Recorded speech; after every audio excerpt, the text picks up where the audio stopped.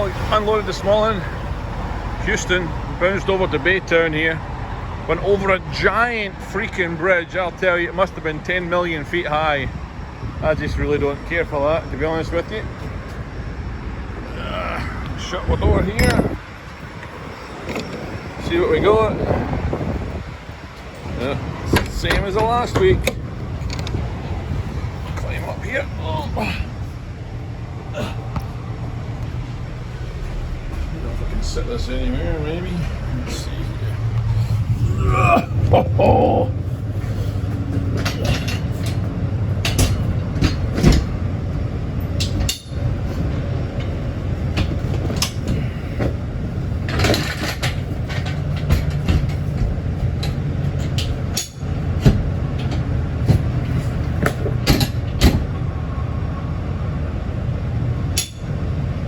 Come on.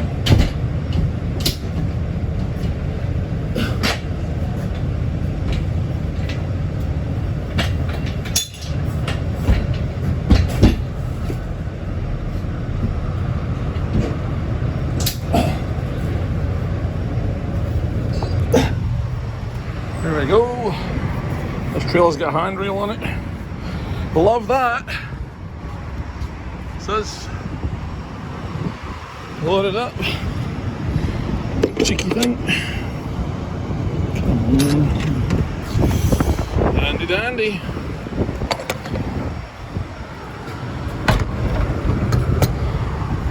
Job's a good one.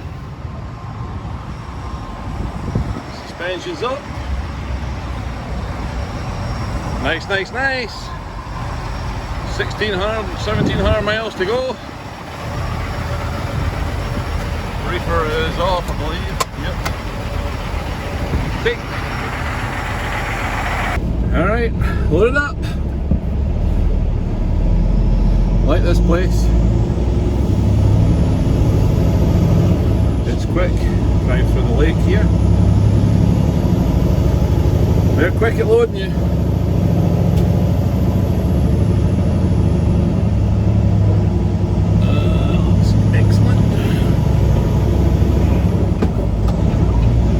So every time we come down here, you get down to the lights down there at O'Reilly's, and there's a little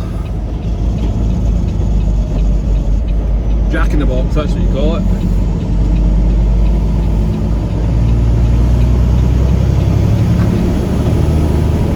You get in there, get yourself a bagel, come back out, and you're loaded.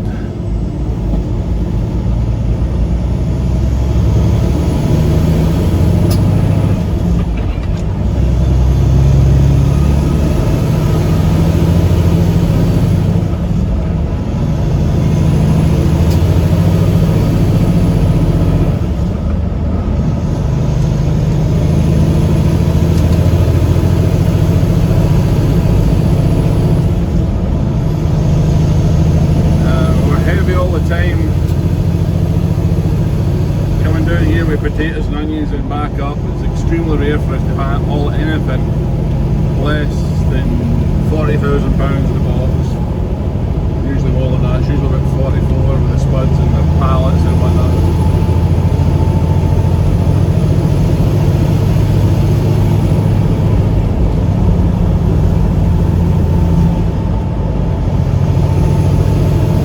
So straight across through Houston.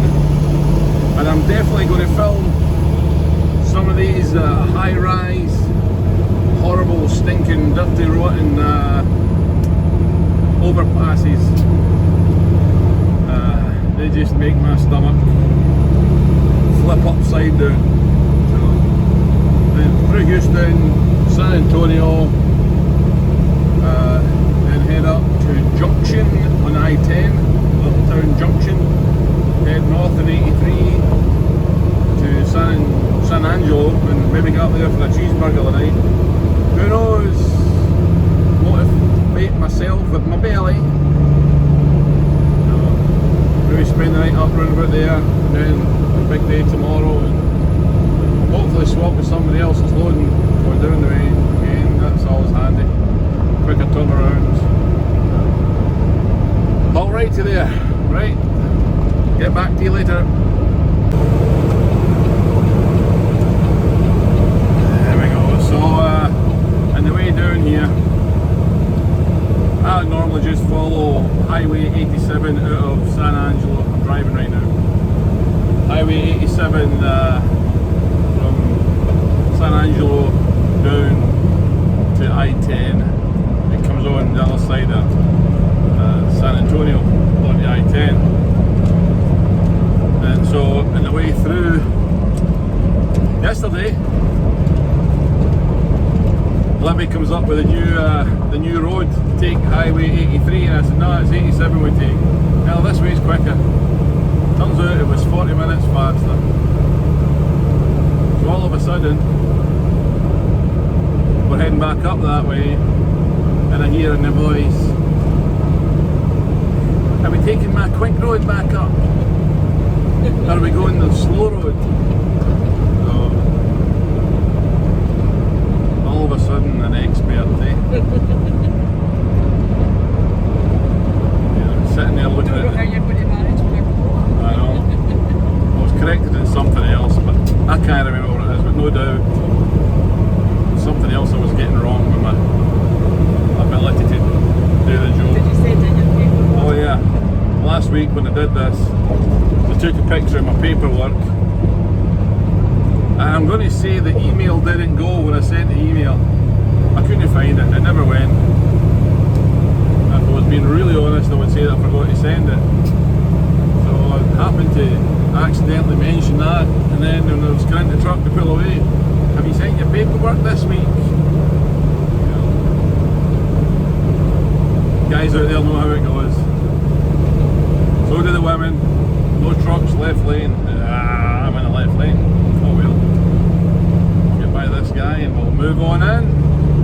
Magic. Okay, speak to you soon if I'm allowed to, if I get it right, if I'm not lost.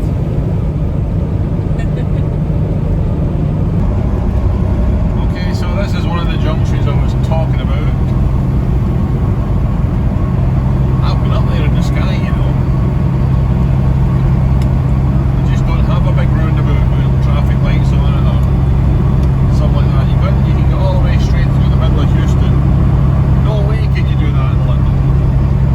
Look at all those roads crisscrossing over the top of each other.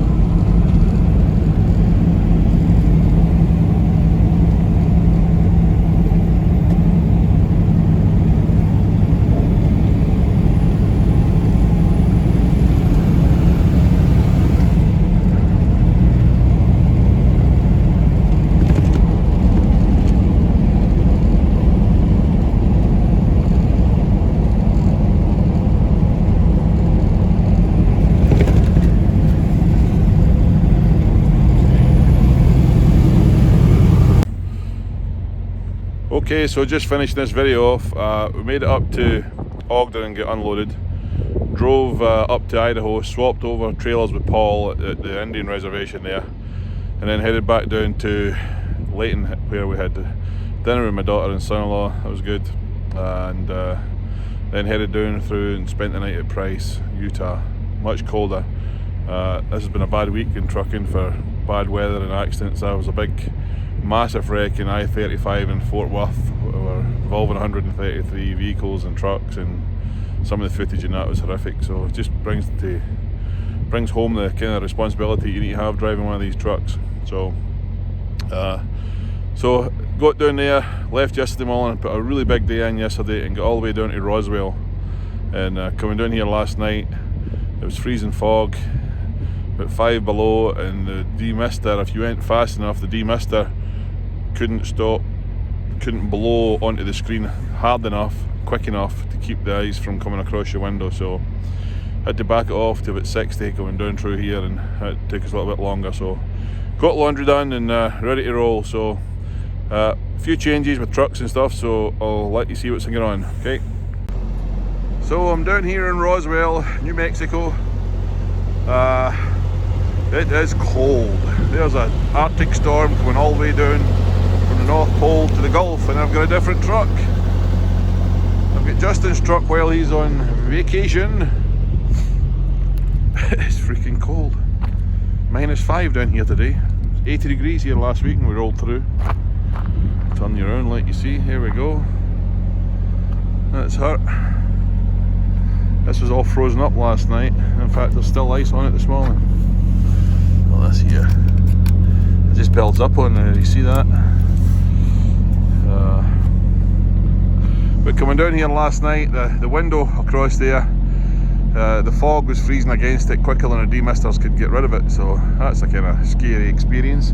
But let me go inside, fire this girl up and get her started and get some heat in it.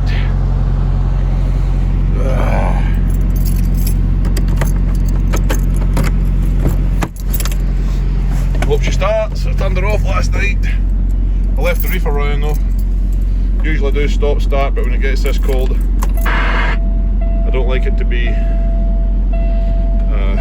chance it won't start during the night, so I just let it run constantly. Come on, baby. I have to say, the pack car engine, when it's running, it's so soft and quiet and whispery. Right, let me get inside. I'm freaking frozen. Enjoy driving